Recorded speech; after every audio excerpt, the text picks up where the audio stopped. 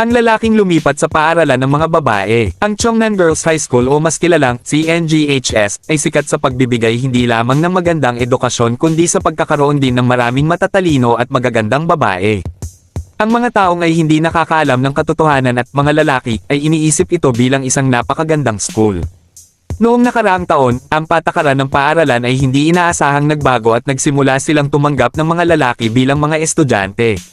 Gayunpaman, ang mga batang babae ay nagsimulang magprotesta laban sa mga lalaki sa sandaling sila ay nagsimulang pumasok sa paaralan.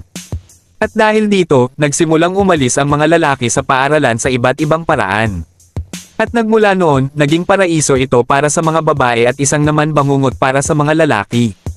Gayunpaman, isang batang lalaki ang hindi inaasahan ang paglipat sa lugar na ito, at hindi niya alam kung anong mga hamon o karanasan ang naghihintay sa kanya.